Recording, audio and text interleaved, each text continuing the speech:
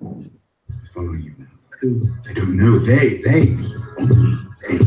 Mandolin strings, all my father.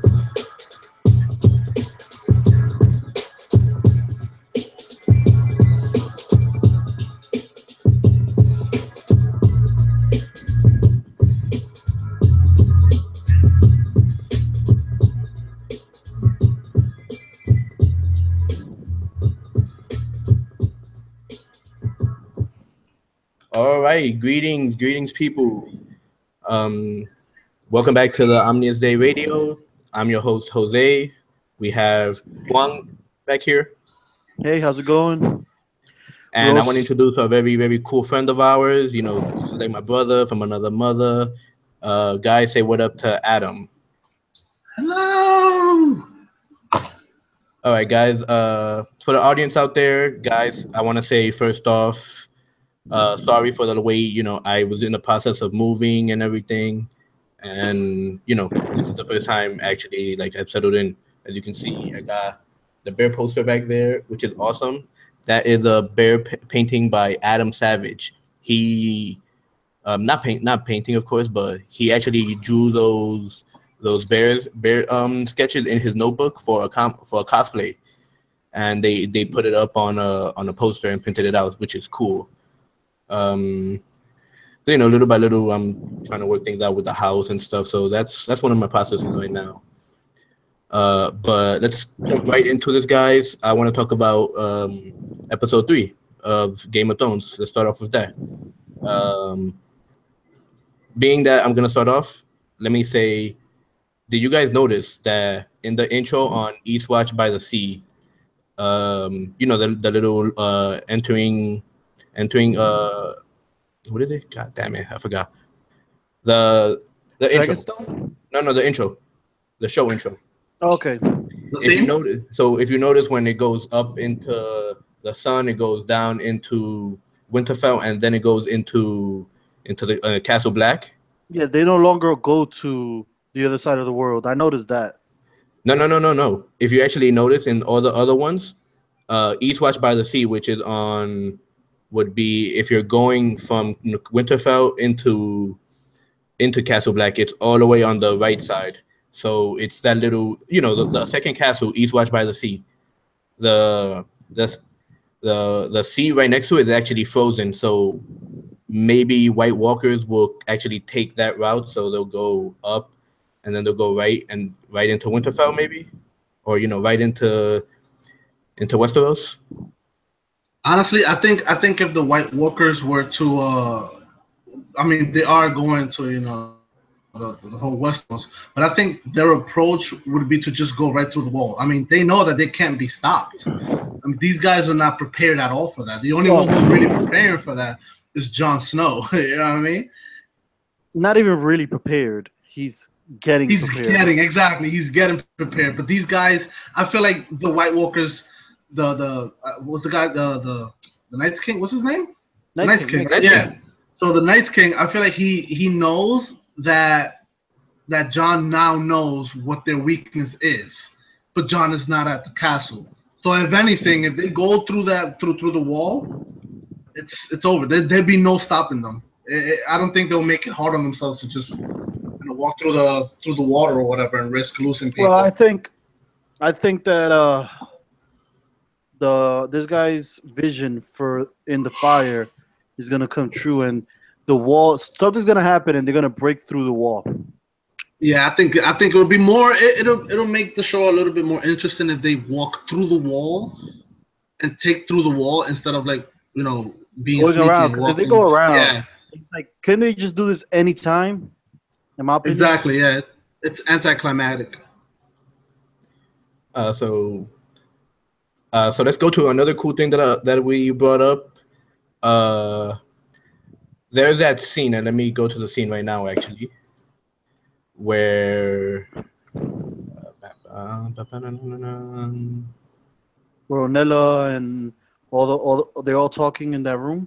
Well, yeah, actually, but now that I'm scrolling through the episode, I just want to bring out that Dragonstone looks fucking amazing. Like, just walking around and you see, Yeah. Dragonstone, it's beautiful. Well, now So yeah, it didn't look like that when the Baratheon guy had it, right? well, they didn't really show Yeah, they didn't Dragonstone show that when. much. They just showed like that little war room. Oh, all right. So before we go into Danny's conversation, which is I like to call it the Queen's Destiny. Justice. The Queen's Justice. Let's go into Tony's topic or Huang's topic about the talk with Melisandre and Varys, which was very, very interesting. Yeah, that was a really cool conversation of two characters that, well, I would have never really thought it was good. They will meet and have a conversation. Very interesting insight into what Melisandre has, thinks. She already knows that she's not really wanted on the thing, in Westeros, but at the same time, she's not. She sees who's really playing like the shadow games, and she knows that it's Varys is one of those characters who's trying not to get like killed and stuff like. It's very interesting. Adam, you got anything to say on that? Yeah, I found it. I mean, Varys wasn't Varys like one of these kind of like Littlefinger. He was poor, and then being a little sneaky guy that he is, he climbs the ranks of to become where he where he is right now. Yeah, he was as they mentioned in the conversation, he was nobody, and slowly became like the right hand man of kings and stuff, like the ear behind the king, like whispering stuff. But and just for the viewers to know, she's also done the same thing, which is something that I didn't notice until they was talking to each other. That she's pretty much came from nothing and became, and used whatever she had to get the power of like whispering into king's ears and stuff like that. I just want to let this know for our viewers. Huang and I have actually read the books and we've seen the show. Adam is just starting to read the books. Am I correct? You're just starting to read them. Yeah. So this is gonna be very interesting conversations like this because Huang and I will bring in stuff from the show and from the books. Adam will be coming in mostly from the show. Yeah, from one side. So it's gonna be very interesting. I'm gonna like this dynamic a lot. Well, we also have the Jon actually getting to Dragonstone. Yeah, that's actually like the beginning of the very beginning of the episode. So they meet up with Tyrion. Obviously they met each other before. Very interesting, conversations. Yeah, so like I was saying, Dragonstone is beautiful because this is when we actually do get to see a little bit more of Dragonstone, or just we get to see more of it, not more of it, like different places, but it gets a little bit more screen time. And I just wanted to say that the Great Hall, like Danny's Great Hall, it's meant to be intimidating. Like if you enter in there and you just see like the stone coming up from the ground, it's a very powerful image. I like all the dragon imagery that it showed. It was really cool. Yeah, that's good. I like the conversation that he gets with Tyrion, and the dragon swoops right over them. I thought that was a pretty cool moment. And everybody, the two people that don't know better, they jumped onto the floor scared, and everybody else is like, it's normal. I think already. Goddamn dragons pooping all over. That must be a problem. Like, imagine Seagull shit. You see Seagull shit. You imagine dragon shit all over the place. He just dump on top of the building. But like, oh wait, so we're all from New York, and we've all had. Hopefully, we all had that problem where like a pigeon flies over you and just like shits on your shoulder or something. Why would you hopefully wish for that? Not hopefully. You know what I mean. I don't. But we've all. I don't wish that on my worst enemies. We've seen it happen. Can I say that? We've all seen it happen. Yeah, we all know about it. So what if a dragon just like poops on you? Like to bury you. Like a dragon just poops on your shoulder. I think this is the things we should really be talking about. Everybody else has podcasts talking about it. We should talk about the weird spots of Game of Thrones. Talk about what happens when the dragon takes a shit? The things no one talks about. Whose job is it to clean that up? Oh man, I feel bad for that person. Is he in the contention for the Game of Thrones? It's probably the Dothraki. They're barbaric enough. Oh man, what's next? Whose job was it to take care of the horses while they were on the boats? These are things that interest me. These are the questions that keep you up at night. See, the real question is, who makes the clothes for Euron Greyjoy? Because his outfits are too cool for that time era. Oh yeah, he looks like a rock star. Yeah, he does, man. All right, guys, but we're definitely going way off track now. No, okay, we'll go on now. The second scene would be the Jon actually meeting Daenerys, which is a huge monumental event in the show, in the books, anywhere. A Song of Ice and Fire. Yeah, definitely. What I want to say is the conversation is really good. Like, I do like the fact they're not. None of them are like yielding. Yeah. There's no, Jon is not gonna bend the knee, and Dany's not gonna help without having the knees bent.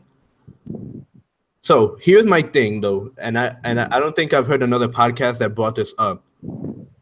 If Dany was able to bring back dragons, why is the thought of a White Walker so out of this world? I honestly don't think she even has much of an idea of what that is, but that's part. I think that it's just hard to believe that there's something like that. A dragon is to them. A dragon is like is a magical animal, but still kind of an animal. A White Walker is an undead. To them, it's an undead thing. In the books, we know that it's more than being undead. They're not really dead. They're live beings, but. All right. I feel like they're more like mythical beings. They're more mythical than the dragons themselves because they've been around, I guess, for a long time and they've been defeated a long time. And This is the children, like everybody knows that there's been dragons in the world. There's no confirmation that there's these White Walkers around. There's no bones. Exactly. All the stories are older than Onan. Time itself. All the stories are older than Onan. Yeah. Who? That's the little old lady in the season 1 that tells Bran all the stories. Oh yeah, okay. So there's an interesting conversation, interesting dynamic. They're both not wielding. They both don't. They both want to get their way, but the other one is not letting them. It's a very interesting thing, but we knew that was going to happen when they met because they're both really hard-headed. So my question to you guys is, what happens now? Wait, something. With what? Just gives in, or you think Jon Snow gives in? A compromise. That's all. That's the only way that it's going to happen. But what's the middle ground? You know what I mean? Because I think they might have to marry each other. Yep, I feel the same way. Having the North is a real big thing. He has his defense for it. It's like, oh, I mean, this is my wife. You know what I mean? Well, now that Jon is king, having this interaction with Jon Snow is totally different than having, when he was, the Lord Commander of the Night's Watch. So now it's a a bigger level to himself. Well, he already knows that if he messes up anywhere now, it's going to cost his people's lives and stuff like that. So that's what he knows. There's a lot on his shoulders. Yeah, his consequences way more. So let's see what else we have. We have. Sansa, do you think Sansa's fit to rule the North? Do I think Sansa is fit to rule the North? Yes. That's a very interesting question, and to be honest with you, I don't think she does have what it takes because I feel like she's easily swayed, and I feel like she's leaning more on the part of, I guess, being sort of sense. I don't feel like Cersei is fit to rule. I feel like people who are fit to rule is people like Jon Snow and Daenerys Stormborn, where their emotions don't take over their decisions, and they're able to separate their emotions from thinking logically. Like he was talking about bringing in the wildlings, that's something that Cersei would have never done because she sees them as the enemy and that's the enemy alone. And Daenerys I think Cersei would have done it if she finds a way to use them for her advantage. I honestly don't think there's anything that Cersei wouldn't do with key power. Yeah. All right, but so do you guys think that? Wait. But that wasn't the question. Is Sansa fit to rule? Yeah, it's Sansa fit to rule. Exactly. But I was trying to get to that. I was saying like she's more like Cersei, where it's like she's more concerned with being feared and you know what I mean, like being feared rather than being respected, is what I'm trying to say. I think Sansa is kind of jealous that it didn't turn out the way she wanted with the North, and it turned out that her brother took the thing. I don't like the fact that she went and told her brother Bran immediately, "Oh, you're the true North Stark in the North," and this that. I didn't like that. I think that that's her way of trying to see if she could get one of her, full-blooded brothers or relatives to take. So do you think the crown from Jon? I think this is coming in your own notes, and this is in your own notes. Is Sansa jealous of Jon? Does she think that her not her royal blood, but her birthright to being a Stark makes her the true queen of the North? I honestly think that's what she thinks. The reason why I said she's more concerned with being feared was because when they had the meeting, she was talking about killing the kids of the house that helped in the battle of the bastards. I think she's right though. It doesn't mean she's wrong. I think she's right. Families tend to hold grudges, and as we've seen, they'll backstab you, to for their own good if they get a chance. But what Jon said, in my opinion, I feel like what Jon said made more sense, because he's saying that it's sort of not right to take a house away from some people that sort of had no parts in it because of the mistakes of their family or the mistakes of their parents. And he's like, it's not right to do that. He's like basically saying we're no better than the Cersei Lannister taking people's castles away and just saying, oh, I feel like you should be this person over here. Yeah. Well, so that goes back to what his conversation with Dany, which is, you cannot blame a son for the actions of his father. Yeah, exactly. So that's pretty cool. Now I think it's an interesting dynamic. I think that we're gonna have to keep watching, but I honestly think that there's something under that Jon is not. Jon wouldn't expect his sister to do that, but at the same time, if we remember from season 1, she wasn't really fond of Jon. No, she wasn't. We know that Arya was the one who was really close to Jon. Yeah. This man in the middle of a podcast. I love it. Oh, and Juan, I love your flowers. He's not sharing. I love the flowers. I love your flowers in the background. There you go. What flowers? Oh, these was done by your sister, so you could give her promotion right there. I don't think she'll appreciate it right now. But all right, let's go on to our next topic, which is Sam. Sam is the MVP. Sam cured the uncurable.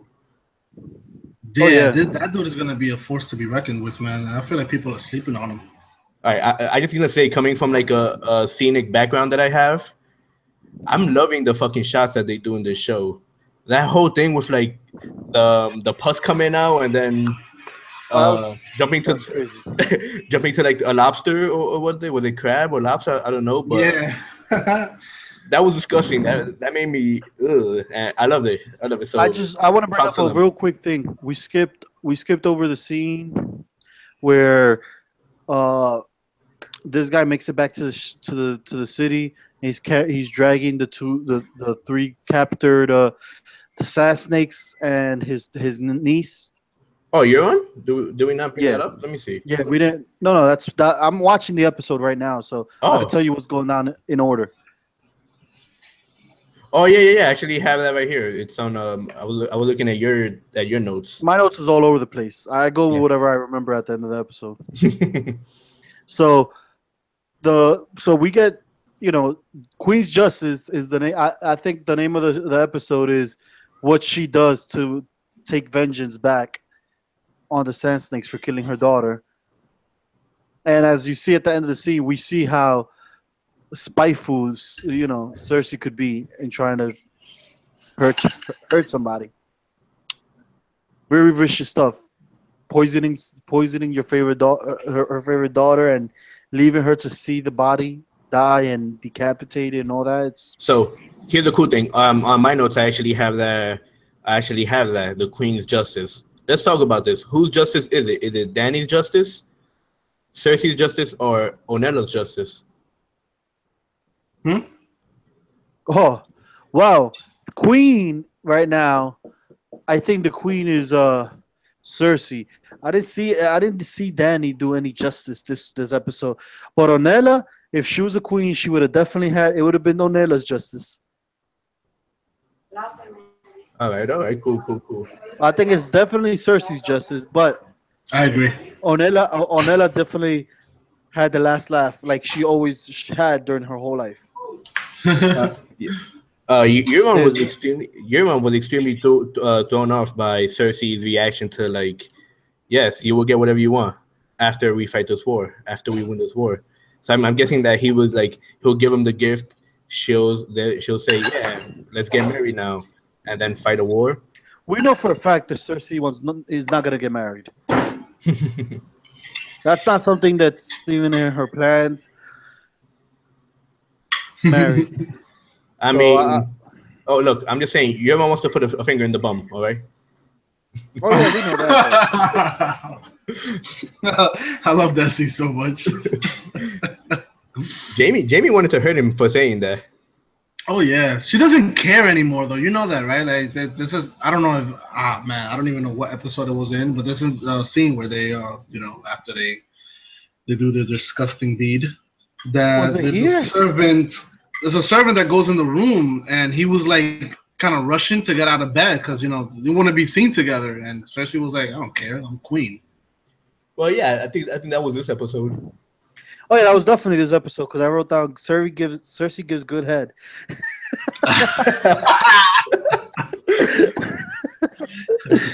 That's crazy. Yeah, she's real spiteful. I still, in the books, the way they write her, people might hate her, but I'm a fan of Cersei. Even though I'm a fan of how much love she has for her family, for the ones she actually loves. Say what you will, but yeah, she loves her children. She's completely gone overboard with a lot of things, but I don't know about this season, but in the books, all the shit she does is for her kids, and I have to respect that. Yeah, all right. And for the love of her brother, even though it might be weird and kind of sickening, but. So I do have to respect the fact that she does everything.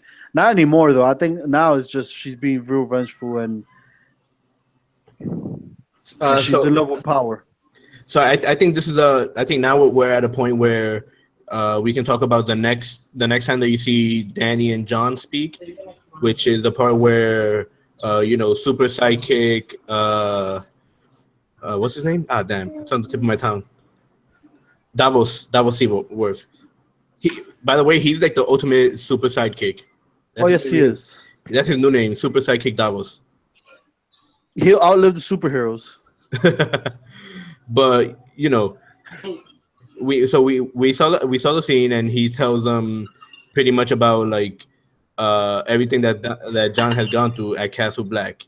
Why not tell him about him being killed and being brought back by Melisandre?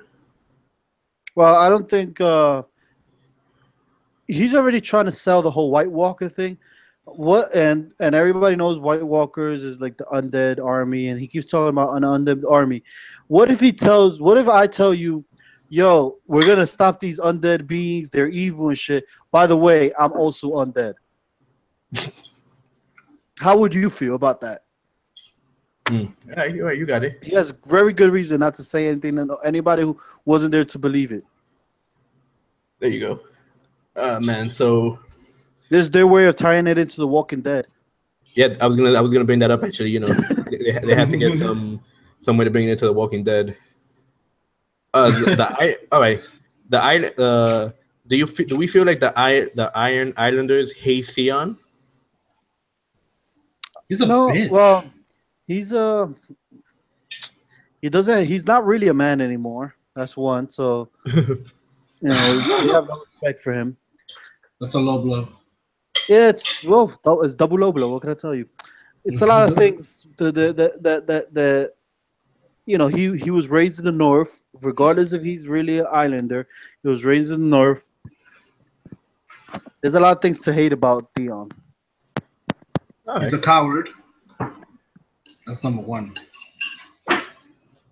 All right. Oh, he's a coward, but after going through what he went through and survived, I wouldn't try to go get myself killed easily either. That dude lived through hell and back, and he's still alive. Why would you try to throw away your life? you got a point there. You always live to fight back another day instead of, you know, that's the idea. But you know, that's not a warrior's way. Is to live and fight, you know, fight another day. Yeah. Isn't that the quote from Friday? You live. I don't you live think to fight so. another day. No, I don't know. Let me see. Old enough movie. Server girls getting the look of Cersei. The Cersei look. What you guys think about that? Wait, what? So I don't. If you guys noticed in the episode, that girl that opened the door went after Cersei and Jamie had their affairs. You notice that they all rocking the Cersei low cut. Oh, I didn't notice I that. had no idea. I didn't notice that either. Yeah, you guys notice that later. I'm not watching this badass. episode for haircuts, but Everybody's got their hair up to there, whatever. So you know He's a very fashionable guy. you know the Cersei yeah, no, attitude. he's noticing the fashion on the Islanders. He's noticing the On fashion. your of the Andre women. Joey. He's a fashion. Yo, so Miguel, what are you trying to do, man? Let's see. What else we got here? I feel like Bran really needs to hurry up and talk to John. Like John has to hurry his ass back to fucking Winterfell. Is Bran even Bran anymore? Like, who is that kid now? Like, he's not. He's not even Bran anymore, is he? Well, we'll talk about that. We'll talk about that when we talk about episode 4. Okay. I do like I love Tyrion narrating his battle strategy, and we can see it while he's narrating. Oh yeah, that was interesting. That's the first time that's ever happened, I think, right? Yeah. I don't think they ever did that. I mean, I haven't seen it like in any other movie or a show. I really, really think this is the first time I've seen where a fight is being narrated and you're watching the fight while it's being narrated at the same time. Yeah, that was good. Well, I've seen that. That's something I've seen a lot in movies recently. So I've seen them like, and you know when you see when you're trying to steal something that they start telling the plan, like in Ocean 11s, they're telling you the plan while it's happening. Okay, yeah, I also seen that in Sherlock Holmes in the movie at the beginning where he's like strategizing how to take down the big dude. You guys seen Sherlock Holmes, right? With Robert Downey Jr. Yeah, when he's talking about like chopping him on the neck or something. Yeah, he does the same thing there. But I've never seen something like that being done in Game of Thrones. That was interesting. I enjoyed it. I thought it was cool. But we're skipping ahead by going to there. Let's go to what Littlefinger told I forgot her name. Sansa, there you go. Sansa? Well, Littlefinger told Sansa how he thinks about everybody being a possible enemy or a possible friend, and how you think. When he said that, that pretty much tells you that he plans for everything. Yeah, hell yeah. Littlefinger wouldn't get to where he's at if he didn't plan himself. Everything he does is to get something back. May not be immediately back, but everything is an investment for him. He does. I mean, he has the way he plans things out is that he plans that everybody's a possible enemy and or a possible friend. So nothing surprises you because if you let that's a very interesting way of thinking. Yeah. That was a really cool. He always has some really cool lines. Yeah, he has a lot of cool quotes. That's true. So what would it be like? Would it be kind of like, let's say when he joined, when he brought House Aaron to Winterfell, did he probably think, oh, okay, the worst thing the North could do is this. The best thing they could do is I save them and yada yada. Is that kind of He like pretty much said that in pretty much he has a plan if you're his friend. He has a plan if you're his enemy. okay, Yeah. If you plan accordingly to that, nothing surprises you because if they're your friend, they might respond with this. But if they're your enemy, he has a plan. That means he has a plan for if Sansa betrays him and if Sansa doesn't betray him.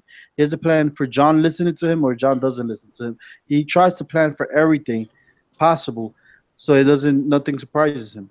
That makes a lot of sense in planning. It's really hard to do, realistically, but I agree.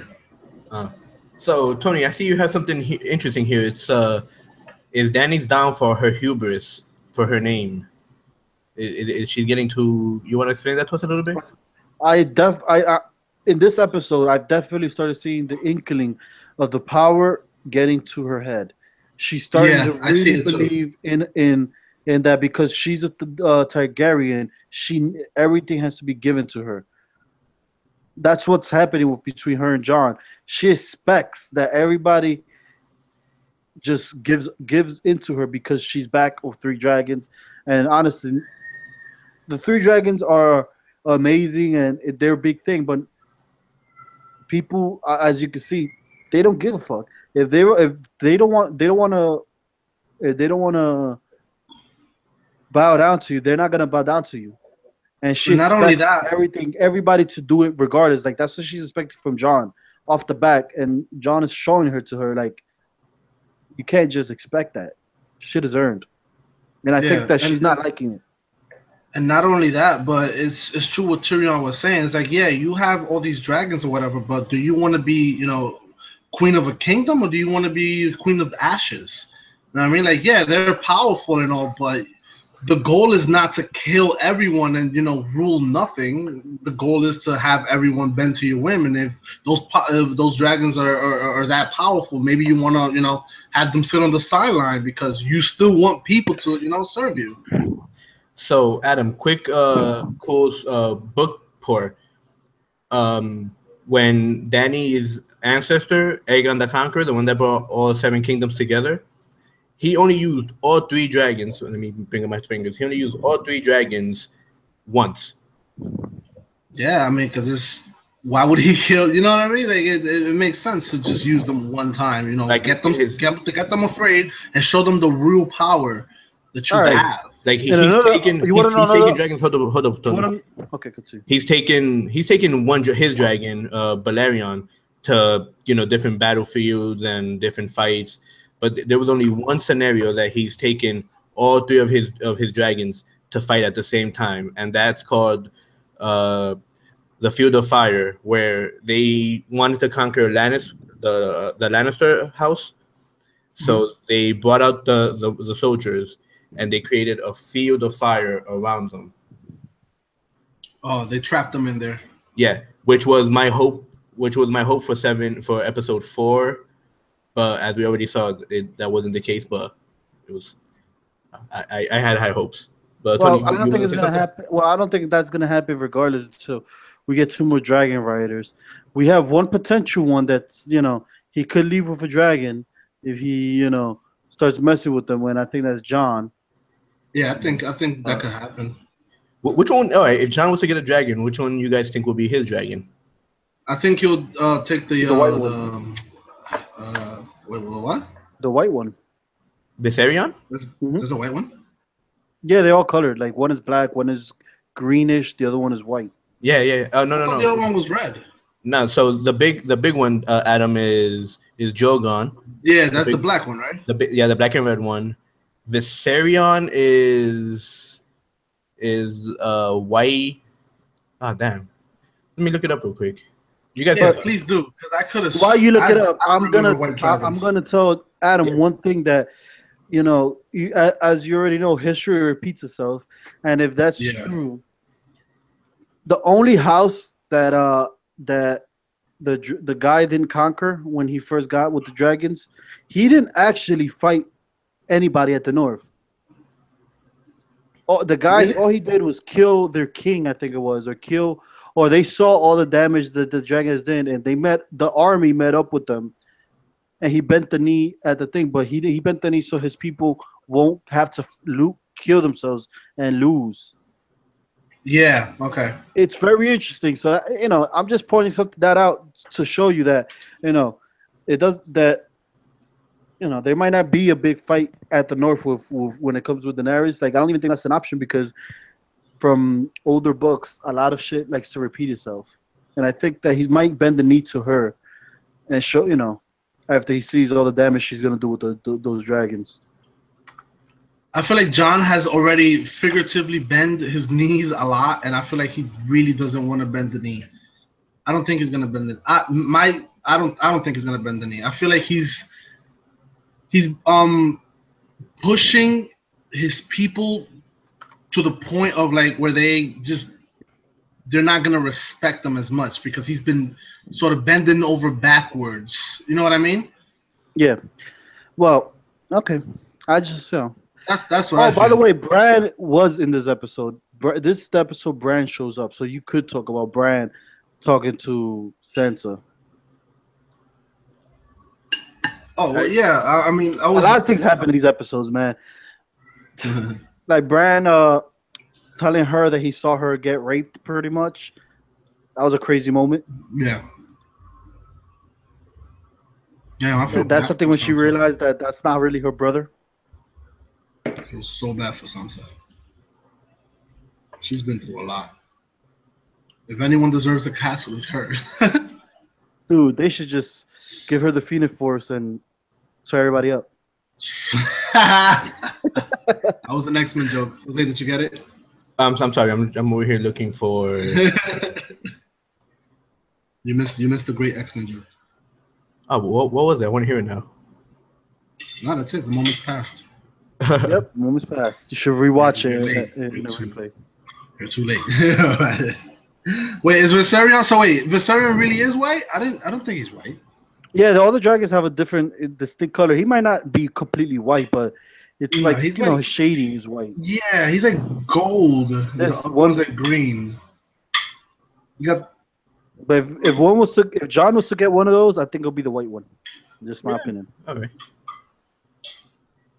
If he's gold, then I think Tyrion might get him. But Tyrion would have got him if he was going to get something already. Yeah, I mean, I guess I can kind of see how he's white in some areas. Like on the bottom parts, it's like super white. Because I'm looking up here, like pictures of him. What's the name of the other one? There's Drogon, Viserion, and Rhaegar. Like Rhaegar the Conqueror? Like Rhaegar as in her brother. She named him after her brother. Jon's pops. Yeah. Jon's Pops. That sounds like a restaurant. Jon's Pops. That does. Jon's Pops Pizza. Jon's Pops Pizza. All right, so hopefully we do get to see Jon having a dragon. Okay, quick question. Shoot. I'll write it down and you go. Well, no, actually, I'll just say it now. I'm watching the scene where they're expecting the Mormont guy. I forgot his name. You know that he was ex Golden Company. Jorah. Mm-hmm. You know he's ex Golden Company, and you know that the Golden Company is what Cersei is trying to get. Are we seeing threads being pulled that mean that we're gonna see him in the Golden Company next? Trying to get that for Dany, or maybe they already are for Dany and they're to be like a secret army. That could be sort of like a present that he brings back to Dany. Yeah, is that what you're trying to say? Yeah, in the books, the Golden Company is a big part of the war in Westeros. I'm not gonna elaborate too much on it. I don't want to ruin it. But the Golden Company that they speak in this episode and in the next is definitely part of the book. It's not something. And just so you They're know, like the Adam, bank, right? Something like that. no. The Golden Company, they sell swords, but just for your knowledge, the Golden Company is actually made up of exiled people from Westeros, so knights and lords. So bringing back Jorah, bringing Dany the Gold Company is possible. Like, what if Jorah tells them, "Hey, I can talk to Dany about offering back your lands and your homes, your family, your ancestral homes or whatever." Yeah. I think a lot of people will just be like, "All right, I'm gonna go fight for Dany." So That's that'd be interesting. That's an interesting thing I didn't really think about. I can't wait till I read those books. And after reading the books, you have to read all 5 novellas. It's 5 novellas, right? The Duncan X. No, you gotta check out. Oh, I know what he's getting. Question: are there any like flashbacks in the books? Like, are there like Allah. like chapters dedicated to like a whole part of the past? Very interesting chapter about the Lannisters in this book. Tyrion. What book is that? Oh, okay. There's a very interesting chapter in that book that questions Tyrion's parentage. Oh yeah. Really? That he might not even be a Lannister? Nope. Let's save this conspiracy. Yeah, let's say yeah, exactly. That's one that nobody talks about, but in that book is where they give you the big, real juicy details about it, and you'll be surprised whose parentage he does have. I don't think Adam is ready for that. I'm not. I'm definitely not. Look, we can't talk about Game of Thrones conspiracies without having Eddie Bravo here. Eddie Bravo, this guy. All right. So let's just go with the last topic, which is one of the final scenes of that episode, so we can talk about episode 4 because episode 4 was such fucking crazy.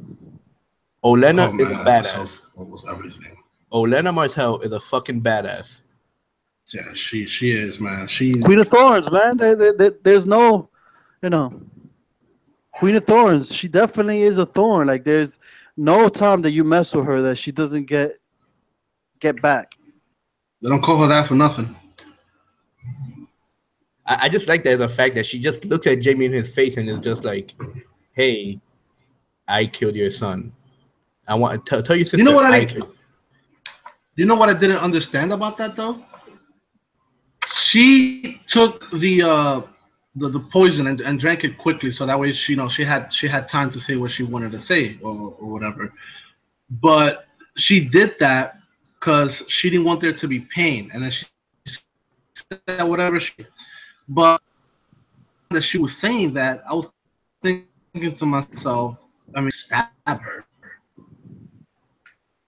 Like, could be saying all of this, and Jamie could have just gone up to her and given her the pain that she was, avoid, or she was trying. How much pain would it have been? 5 minutes worth of pain? 4 minutes worth of pain? He could have cut her like there's ways that you could. Dude, it would have been, like I said, 2-3 minutes worth of pain at most. The poison would have kicked in and she would have died anyways. That's all it would have been. It would have not been Cersei level of pain. Cersei would have planned would have been like throw her into a bush of thorns and dungeons. For leave her there dying for days or some crazy shit like that. Yeah, that's true. All right, let's skin her alive and maintain her alive. Cersei is really sick, guys. So yeah, she is. Right, she's vengeful as fuck. Let's talk about the spoils of war. All right, that episode was fucking awesome. How does that episode start off? Let's check it out. The spoils of war. Oh my god, that it starts off. It starts off with the wagon train. Yep, the one that putting the money back. Not much really there. We see Braun, awesome guy right there. All right, wait. Just let me stop you guys off. You guys have to know, the gold is already inside King's Landing, right? Let's get that clear. Everything else left is crops, food, and the harvest. No. the gold in the beginning of the episode is being sent to King's Landing, which is what we're talking about at the beginning of the episode. No. It's actually already there. If you No, remember, I'm watching the beginning of the episode. Randall Tarley goes up to Jamie and tells him, "Oh, the gold has been safely through the doors. All that remains is the harvest or whatever." Well, okay. I'm just saying. I'm watching the last bit of gold get delivered because like I said, I started the episode. I'm watching it right now. I know, but by the end of the episode, I think all the gold is back in. Yeah, definitely by the end of the episode. But at the beginning of the episode, he still has gold. That's what. Yeah, they're still getting the I'm watching it right now. That's what I thought.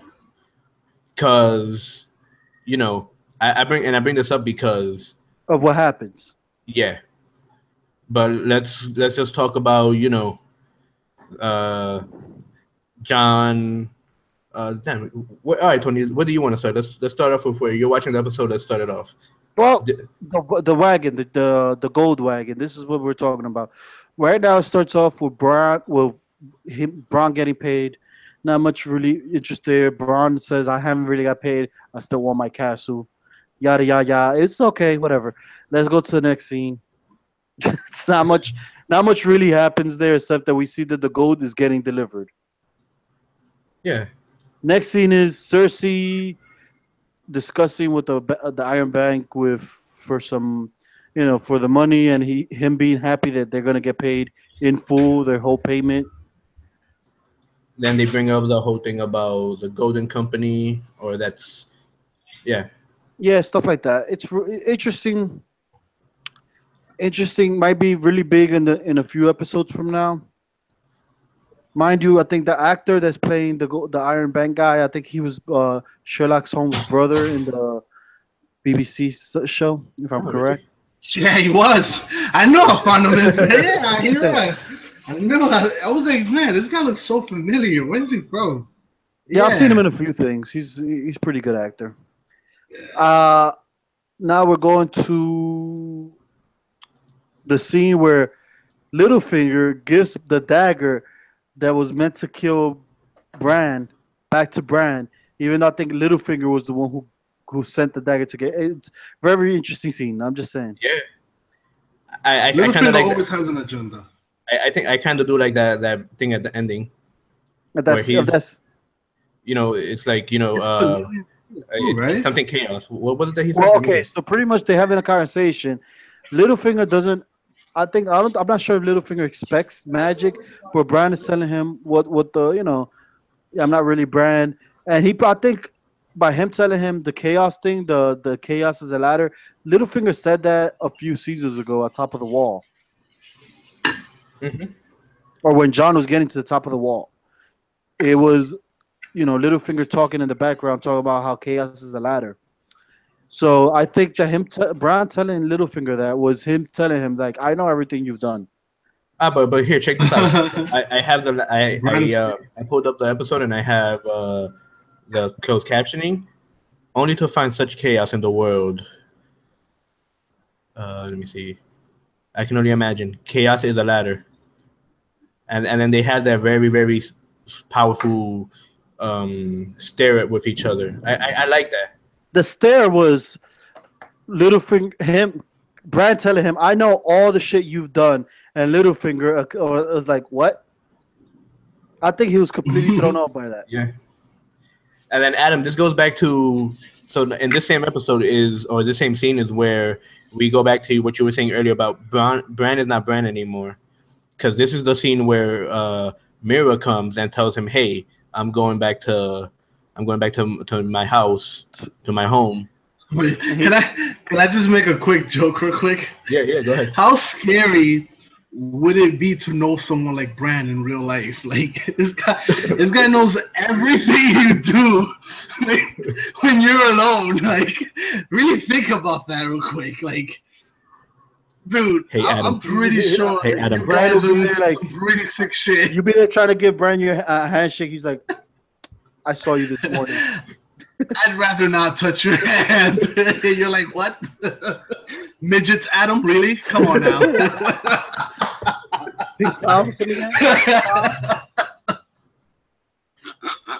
Animal porn, Adam. Oh boy. Animal porn, Adam. Really?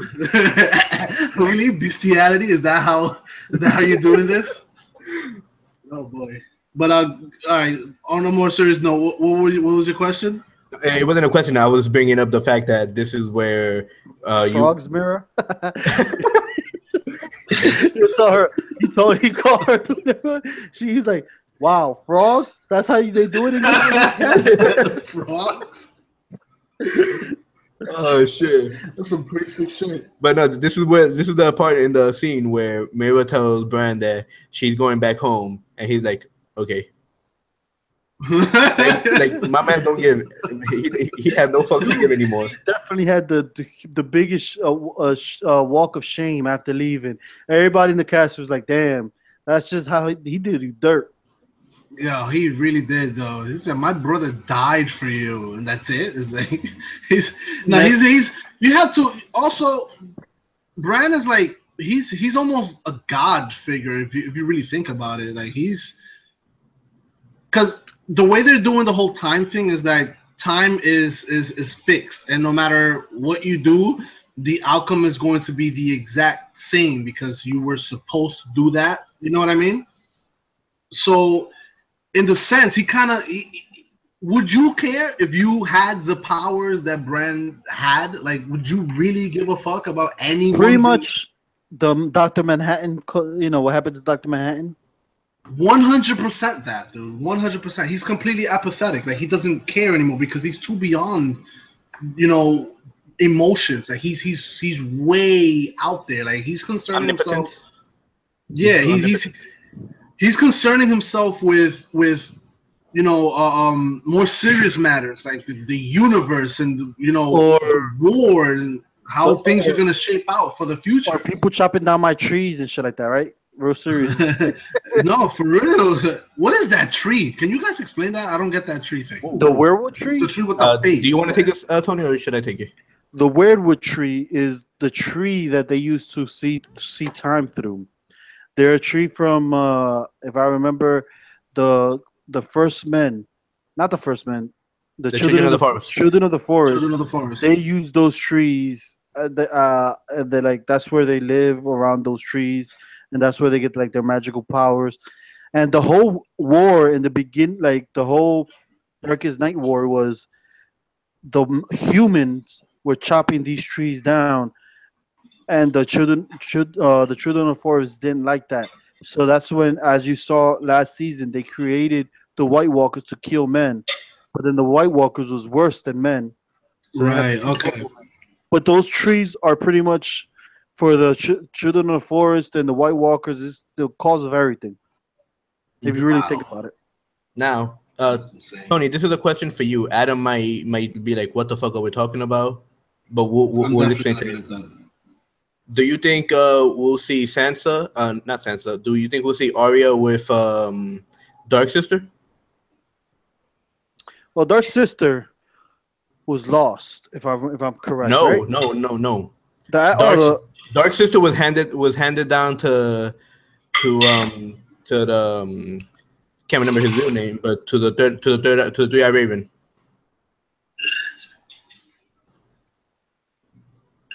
I don't think we're gonna see Dark Sister. The show hasn't mentioned any of them, but I think I don't know. We've seen the Valerian swords get melted and recreated into other swords. Maybe we already saw him give Dark Sister away in this episode. Maybe, because I want to say his name is Daemon Targaryen, the Thousand Eyes. That's what? No, it's Bran. Blood Raven was Brandon. Brandon some Rivers, I think it was. Brandon Rivers. There you go. So yeah, Brendan Rivers, actually, who's the crow, the Three-Eyed Crow, he took it up with him when he went to go take the black, and then when he became the Three-Eyed Raven. So could it be in that cave? Maybe when John maybe Bran sees it, tells John about it when he goes out to his petition, brings it back to Arya or something. If it's gonna happen, it'll happen in the books, not in the show. Okay. So Adam, is just so you know what we're talking about. there are Targaryen ancestral swords. There are two swords. There is Blackfire.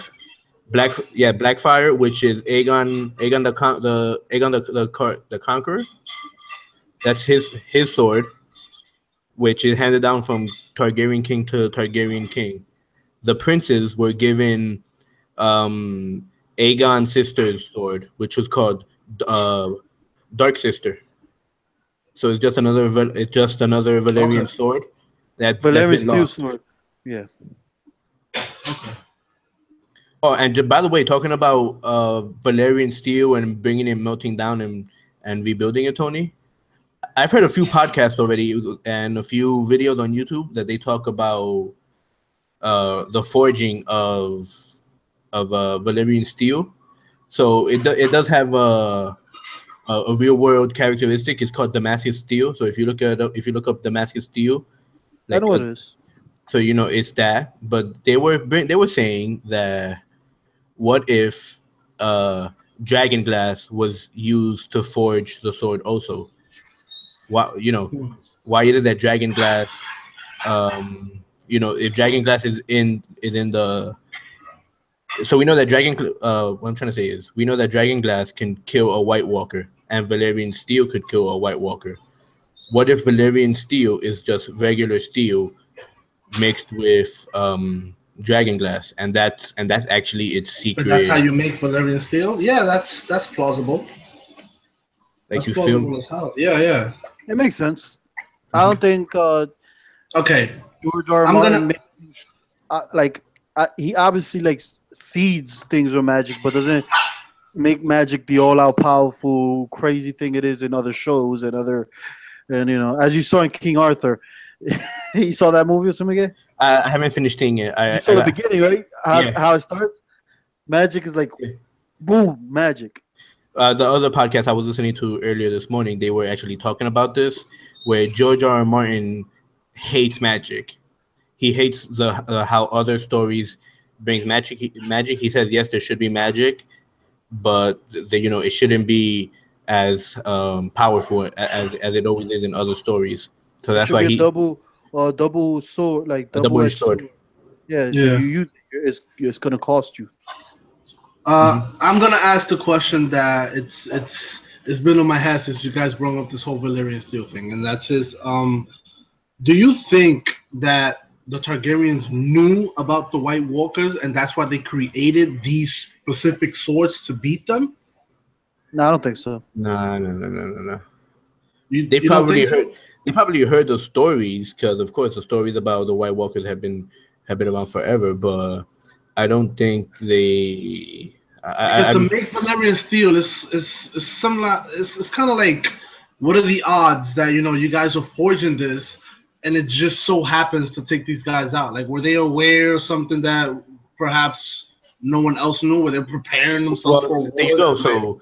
So back when Valyria was still Valyria's the empire, they had dragons. So what if you had an abundance of dragon glass because you had so many dragons flying around? So you just take a natural material, like we take iron or whatever, and we use that to forge steel. So what if they just grabbed dragon glass because it was just so much of that material, and they never knew about it. It just helps. So it's just a coincidence. It makes sense if you know that where the Targaryens' ancestral home is like all volcano. There's like volcano-made islands and a whole bunch of volcanoes everywhere. So I would imagine dragon glass, which is really, I forgot what kind of stone it is. It's volcanic obsidian. It's volcanic stone. It would be all over the place. So it makes sense if that's where they made it from. Yeah, that's what I'm saying. So let's continue the show. All right, see, this is a good topic. We should have a episode just on Valyrian steel. Let's continue the show. Next scene is Arya making it home, which is, you should hear drums playing. Her riding her horse down to back to the castle. That's a monumental moment in the show. It really does feel like these are the last Yeah. episodes, seasons coming up now. This is actually a flashback of season 1 where Arya leaves the castle and she tries to come back in, and they're like, "Who the fuck are you? Get the fuck away! They're not coming in." And she has to sneak in, but this time she didn't have to sneak in, of course. But she did use her same rhetoric about, my father is the hand of the king. Let's ask him how he feels, and then let's see what happens. And now it's like, oh, see, I didn't catch that the first time, so that's pretty good. Yeah, so it's like, oh, my sister's the queen, Sansa. Ask her who I am, and then let's see what happens to Yaras. So it's a cool little thing I noticed. I thought it was cool her finally getting to see her sister. I still don't think she got to see her brother because Bran is all weird. I mean, I think I kind of, from that interaction, I saw that Bran was a little bit more affectionate towards Arya for some reason. I mean, Sansa was a cold bitch. Because he's seen everything that she's been going through. Sansa's always been a cold bitch. I mean, but just think about it. To Sansa, he's like, oh yeah, the day you got raped, you look beautiful. But then to Arya, like, she got a list of people she killed. Yeah. All right, let's get to what we really want to talk about. This girl fighting Brienne. Come on. Wasn't that awesome? Oh man, scene? that was awesome. That was awesome. I was really happy, even though it was just play fighting. It was still. It shows you her growth. Like, I didn't know she could fight like that. Like, she's there trying to school somebody who is probably the best swordsman on the island. Yeah, Brienne is probably the best swordsman on the island. Like, not the island, on the continent. Sorry. Yeah, all right. I'm not gonna argue against that one. And she's trying to school her. Like, she's there, like like what the fuck is... So that tells you how much growth she's had. Like, it's a lot. When I talk about character development, bro, that is like the best character development I have ever seen in any story, bro. Arya Stark, like, seriously. Just for our listeners and viewers out there is an awesome YouTube video. If you look it up, it's Arya and Brienne fighting with lightsabers. I guess somebody just went and edited the fight and added all the swords into lightsabers. It's awesome. Everybody should take a look at that. I gotta check that out. Yeah, I'm gonna see that. I'll send it to you guys later. Following scene is Danny and Jon in the cave. I think John's big move is taking bitches to caves, man.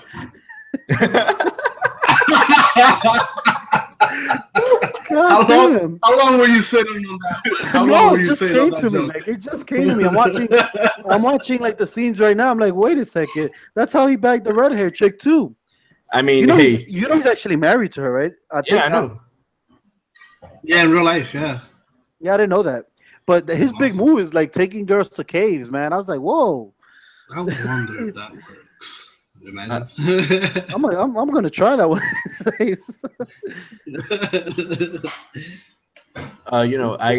I will say that you see the they're both into each other. Yeah, you can see that they're like, who else could say that they touch Daenerys Targaryen like that? Yeah, like, she would probably fucking get his hand chopped off or some shit. No, we didn't really see that here. Oh man, a lot of tracks in the show. It's so weird. Dario Harris, she left Dario in charge of Marine because they moved each other, and she couldn't have that when she was coming to Westeros. She needs a noble. She has to get married for a noble family. Right, yeah. Okay. The weird part is they're aunt and uncle, but they don't know it yet. But somehow they're attracted to each other. It's like blood attracts in this show. It's so weird. Yeah, seriously. Incest, man. It's all about incest. That's nasty. George R.R. Martin has some weird fucking fantasies that he needs to discuss. Well, next scene following that is the bad news about what happened at Castle Rock. It's a trap.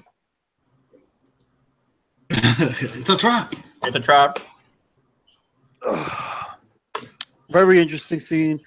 She's finally like pissed off about what's going. That she's just lost more than half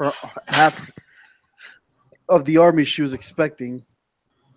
I understand. Here's the funny part. I understand. I get where Tyrion is coming from, where he's like, you know, you don't want to be, you don't want to conquer this land with a foreign army. But at the end of the day, all Danny has is a foreign army. But Yeah. what he's not realized is he's forgetting who his sister is, and you know, and he's forgetting that, you know, she'll do anything to keep her power, and that's I think he's not he still hasn't realized it. I think he still thinks that she's dumb. Do you Like, guys think Tyrion feels bad? No, I don't think Tyrion feels bad. I think Tyrion is underestimating his sister, not for Cersei, and especially his brother. He has no idea all the stuff that his brother's been through. Yeah.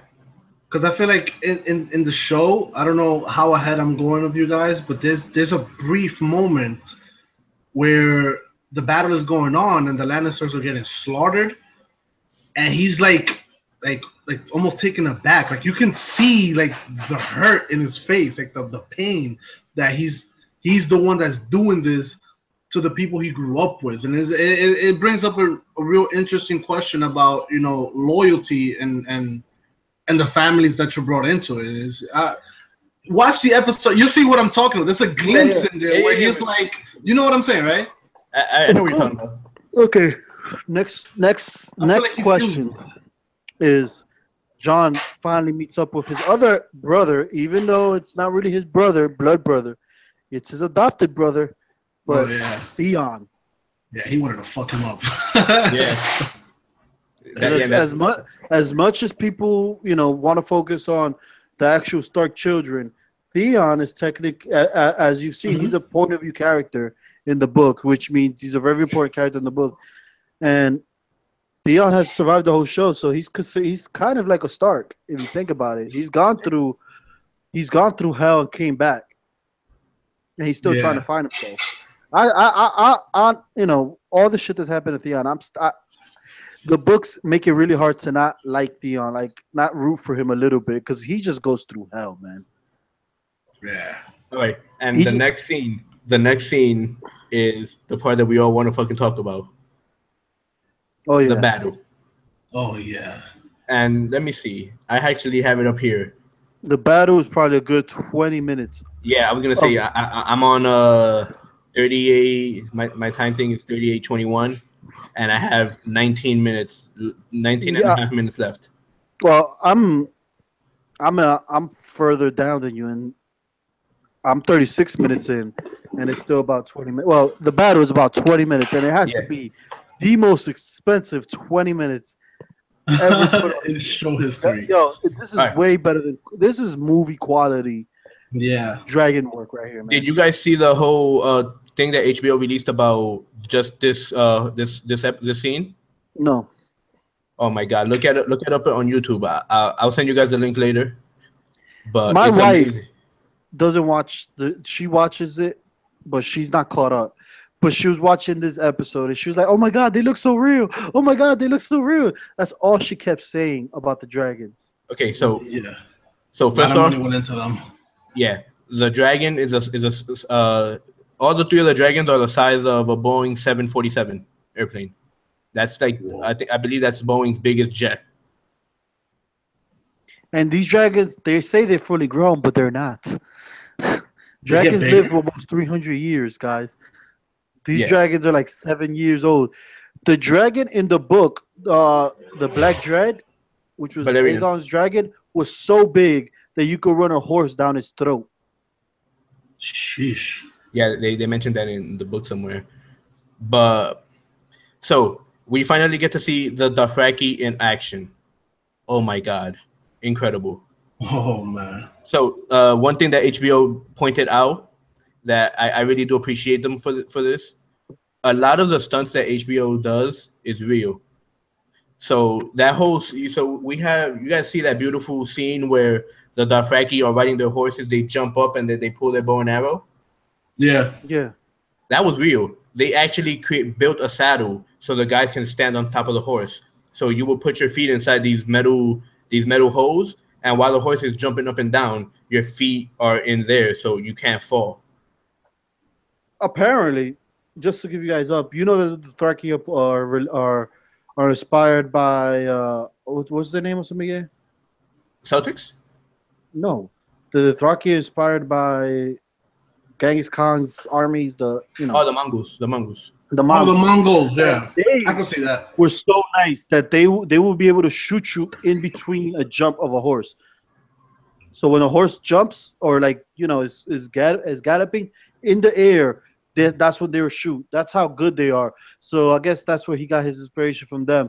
And them being standing up on top of their horses, I guess, is more fantasy for the show. But yeah, but that whole thing where like when you see those people jump up on top of the horse, and that was real. They actually jumped on top of the horse. I'm just saying that it's all this stuff is based on something real. It's not like completely made up. Oh yeah, the Red Wedding was real. Was based on a true story. There's a bunch of things that if you look for it, that and George R. R. Martin himself says that he took a lot of real world events and incorporated them into the books. Yeah. So we see that the people burning they actually put 20 people on fire, 20 some people on fire. Sheesh. Like That's they had to, these people had to get specially trained, and it's real fire. Like there's a scene in that YouTube video where they yell action, the guys are on fire, and somebody's counting down because they have to hold their breath. They can't breathe the real fire. So the guys 5, 4, 3, 2, 1, and then just like 20 people jump in with fire extinguishers to take them off of fire. So those 20, when you saw people getting burned, people were actually getting burned. That's crazy. I like the fact that the fire is so hot, it immediately turns everybody into ashes. As pointed out by that one scene when he's like, hold your guard, and everybody, a few seconds later, they're all ash. It's crazy. The scorpion we actually seen the scorpion before, if you recall the Hobbit in the decimation of Smaug. That's how they actually defeated Smaug, with using a scorpion, which is an overpowered bow and arrow. Yeah, no. Whatever. But this fight has to be top fight. So I'm not sure. I know Tony knows this, but Adam, I'm not sure if you noticed the trend that HBO does, where it's the best fight scenes are the second to last episode. So everything else was always episode 9. Episode 9 was the Battle of the Bastards. So this time it's gonna be episode 6. Yeah, hopefully. So like, think about it. If we saw this and episode 4, what the hell you expect for episode 5 and 6? Those expectations are off the table for me. I'm expecting every episode to be really good, and they have been this season. Yeah, because we're down to the last stretch. There's one more season, right? Yeah. But that season comes out in 2020. You think they got that they're gonna do like a spin-off? Wait, you ain't know that? What'd you just say? The season comes out 2020. Get the fuck out of here! Seriously? It's not coming out 2018. Maybe or 19. Maybe 19, but it's gonna take them 2 years. What the fuck? Look it up, guys. I'm so serious. I am so serious. I shit you not. 2 years. It's gonna take 2 years to get that episode. I heard Tony's feelings. I'm looking at Tony. I heard his feelings. That sucks. Do you guys think? Anyways, back to my question. Do you guys think they're gonna do like a spin-off, like show after Game of Thrones, or do you think they're probably? Well, I know. I know. Like a different fantasy. I know that the producers want nothing to do with horses anymore, so I don't think they're gonna do this show. They want nothing to do with what? But horses. But Adam, there is HBO actually did contact 4 writers, and they're writing 4 spin-offs.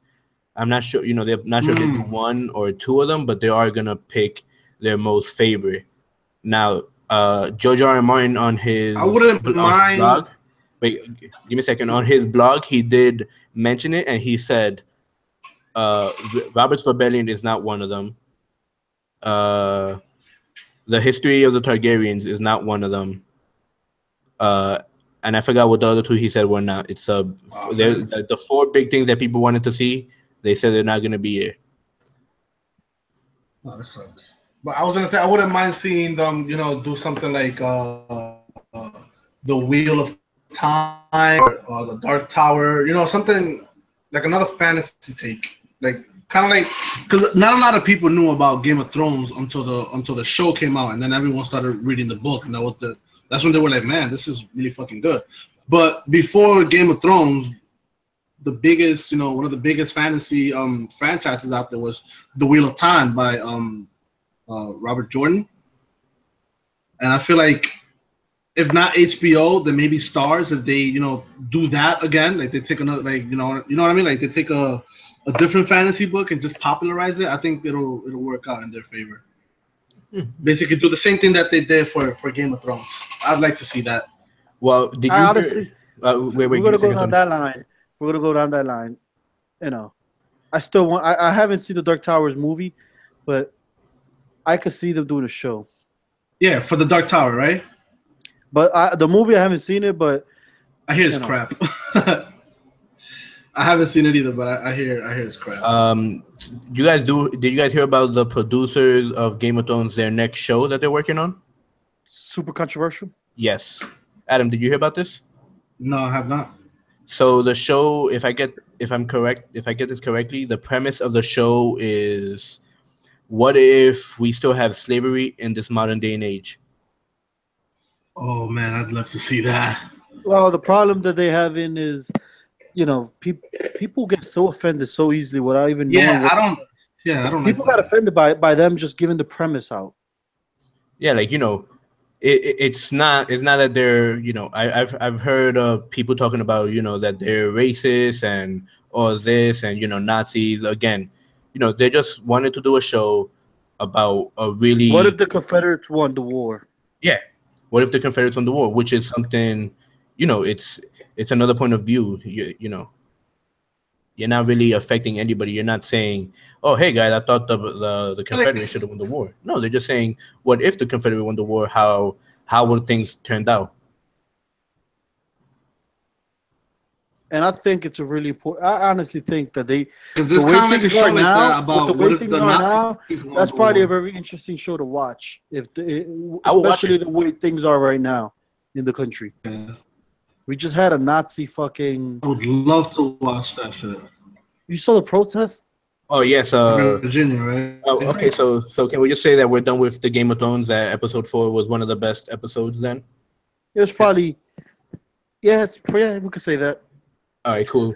So let's wait. We still got to point one more thing out. Do you think this guy's dead at the end of the episode? I think we're done seeing. I think he's done. You think? I don't think so. I don't think. I don't think so. I think he's done. From the books, from what I remember from the books, it was a big battle. If somebody knows, it's a big battle in history, and the guy jumps into the lake and never comes back. This guy's full of armor. He jumps into the lake. He's not coming back. I think he's dead. I don't think they'll kill him that way. I don't think. I think Jamie's too big of a character. Just. Yeah, that's true. But maybe, let's see. But I'm gonna to answer your question. No, I don't think Jamie is dead. Oh, I think he's dead. Yeah, I don't think so either. So we'll see in a few weeks. Or you mean we'll see later? We'll see today. We'll see in a few hours from now. Well, the Game of Thrones tends to skip characters for suspense sometimes. So we'll give it today or next week. All right. But all right, so let's take this now to the news portion of the podcast, I guess. And I saw the footage yesterday. I was hanging out with my sister, my mother, and my brother-in-law. We were going to IKEA, and my sister went to CNN Live, and we're looking at all this crazy shit that's happening. Did you guys see any of it? I know, Tony, you brought it up, so I'm definitely feel that you know what we're talking about. Adam, did you saw? Yeah, I saw it. It was crazy. I saw one video was the guy picked up the newspaper stands that they put like in the corners. He picked it up and flinged it at somebody. I think that our current president kind of perpetrated all this to everything. All this stuff was on its way. I'm not surprised that it happened. Yeah, I'm still mad that it happens, but I'm not surprised that it happens. And going back to a medieval Game of Thrones thing, there was one guy with a fucking shield. Did you guys see that? No. This guy had like a round shield, and he was just like ramming people and shit. I'm just like, let's give this a sword. I'm watching the episode, and I'm watching Jamie sink, and he's in armor, going down the middle of the lake, but there was like a shadow of something right before they showed Jamie. Do you think that's the dead dragon from the books? The dead dragon from the books. A dragon falls into a lake in the books and dies. You know, remember that? Seriously? Let me see. Yeah. In the big fight of mermaids in that show? Battle of Fire, I think, or something like that. It's called. In the books, are there mermaids? No, not that I know of. Because I feel like that book has everything. And Well, I feel like mermaids in the would books, probably be one of the things they have. they've mentioned krakens. Yeah, there should be some krakens eventually somewhere. Like in the Okay, if you go down to 49 minutes and about 50 seconds, you'll see what I'm talking about. 49.50. All right, give me a second. 49.49. Wow, that's precise right there. I'm just saying, 49.49. You'll see the shadow of something. And when I saw that, I immediately thought that was like the dead dragon in the lake. All right, let me see. I'm in 49.40. Let me watch this 9 seconds.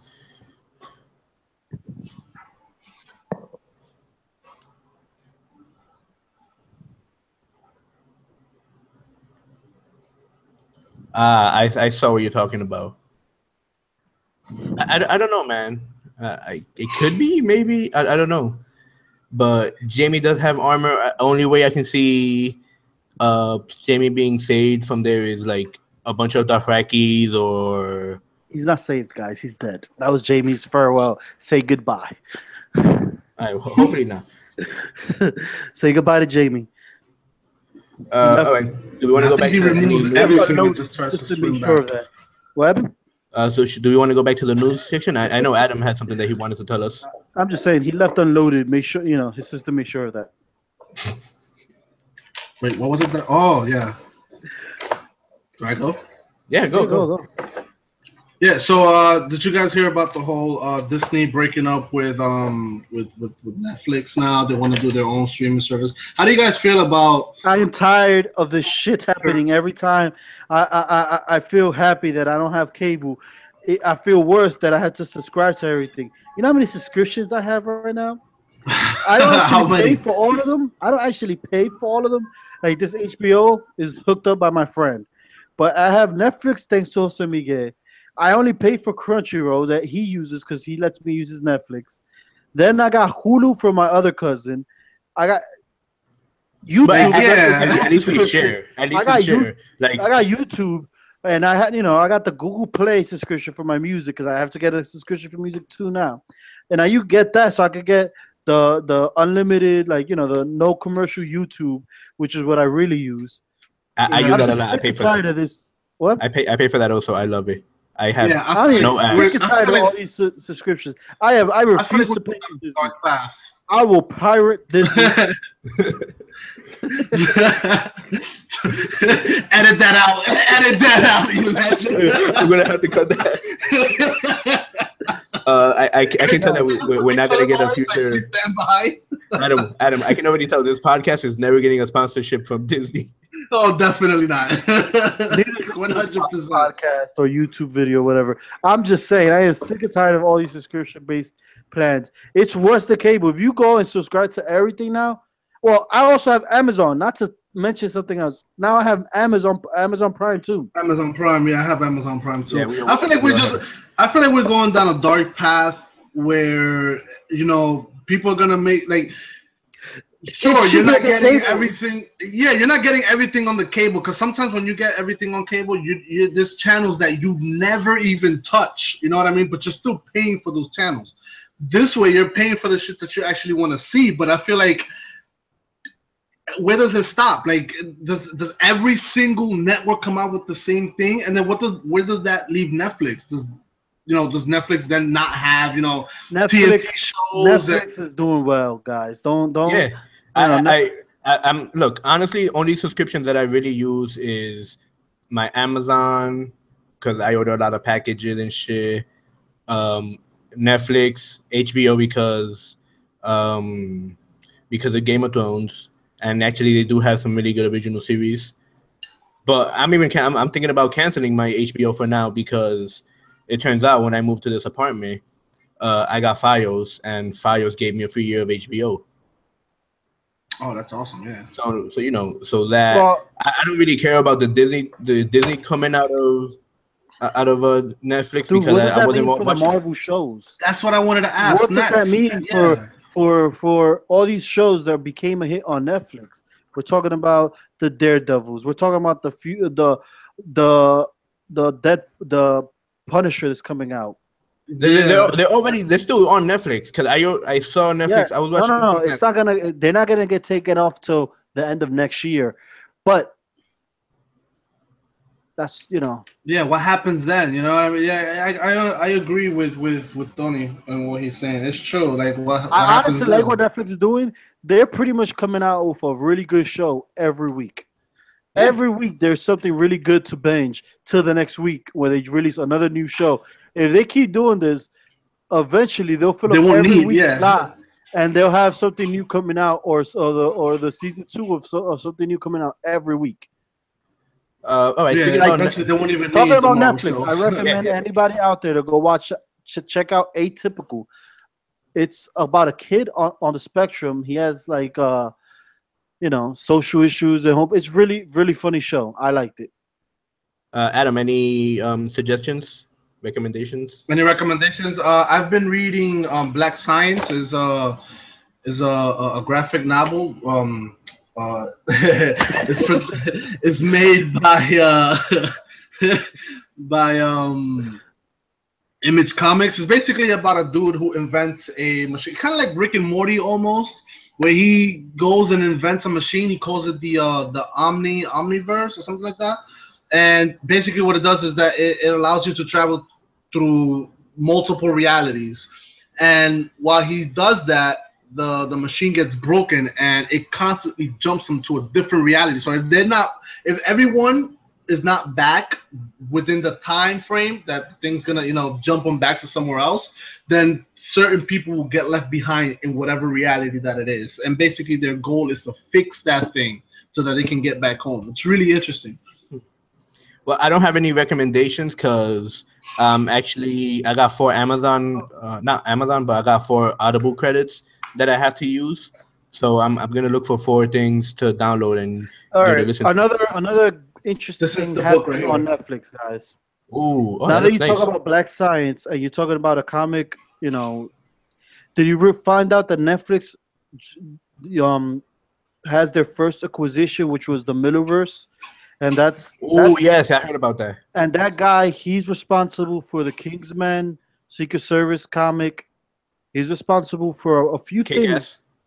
For Kick-Ass, Kick-Ass, Kick-Ass, yeah. I think Kick-Ass and Kingsman were not part of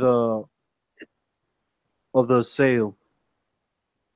But he has like something called Super Crooks, American Jesus, which I was reading about. It sounds very interesting. He has Starlight. Like, he has a whole bunch of stuff that are really really good. Because if you've seen Kingsman and Kick-Ass, really good movies. Yeah. He has something amazing. upcoming called the Chrononauts. I don't know. I was listening to something that he has kind of like this world that it's the opposite of like Marvel and DC. Kind of like he has a series that's about like Batman, but if Batman was a villain. Well, I I know like he's a it. great author too, because I have a few of his runs on other people's comics, like Batman comics and stuff like that. it's very interesting acquisition they made. Anything in the tech side, guys? You got any cool tech that you guys want to talk, share, try out in the future, possibly? I haven't seen anything. All right. Well, few of my acquisitions this week or this for the move, I finally got my webcam, so I can use my webcam with my Mac Mini setup. It's a Logitech 1080p webcam. Picked up this nice Yeti snowball microphone. That's pretty cool. Wow. I will say that for the room, for like my apartment, I hooked it up pretty good. I got some not Amazon. I got some Philip Hughes light bulbs. So I have 3 light bulbs in the room where it change colors. I have them connected to my Echo Dot. I have an LED strip on the back of my table. So what you're saying is that your room is completely hackable? If you can figure out how to hack it. If you can figure out how to hack it, please go ahead. Don't do that. You'll challenge someone. I mean, what, they're gonna control my lights in the night? Probably steal your bank account information. I don't know how they would get that out of light stuff, but yeah. Well, I think this is a good wrapping point for this podcast. Oh wait, do you guys have any predictions for tonight's episode? What before we say goodbye? Jimmy a lot of people will die. He's 100% on the head on that one. A lot of people will die. Yeah, it's funny. I don't know. Like, we don't have a book 6, so I don't know what's happening right now. I don't have a book 6 or a book 7, so I don't know. I can't predict what's really gonna happen. I predict John is finally gonna make his way back to the north to see his brother. I suspect that Jamie is actually dead. If Jamie comes back, it's second coming of the mountain. Just saying. They bring him back as a watery dead zombie. I mean, I didn't even look at the trailers for next. Is it here? Let me see. Yeah, are we gonna do a live cast for the Mayweather and a live cast? I want to see that. Mayweather and we should think about it. Yeah, I had a really cool opportunity. I don't think it's gonna happen no more, just because of certain events that happened in the past few weeks. I was gonna help out with this big Game of Thrones event, but I don't think I can use that location, so that sucks. We'll talk about this off live. So yeah, man. All right, so close it out. Valamogores, Valamogoles. All right, see you guys later. All right, guys. Peace. Thank you guys for watching. Keep up, follow us on Facebook and on YouTube. Give us some likes if you like it, and if you could, you hit that little bell button under the video. That would be appreciated. Thank you. Like, share. Adam, do you want to plug yourself in there somewhere where the people can follow you? Live long and prosper. I'm at Adam Perez on Facebook and Donnie45 on Instagram. You guys can follow me there. You guys can follow me at The White Wolf on Instagram. Everything the white space wolf. And you guys can follow them because I don't need nobody following me. There you go. Eventually we'll get him. Eventually we'll get people to follow him and stuff. All right, later. All right, guys. Thank you. Thanks everyone for watching, for listening. Hope you guys have a blessed week. Bye-bye. Live long and prosper. Live long and prosper, my brother.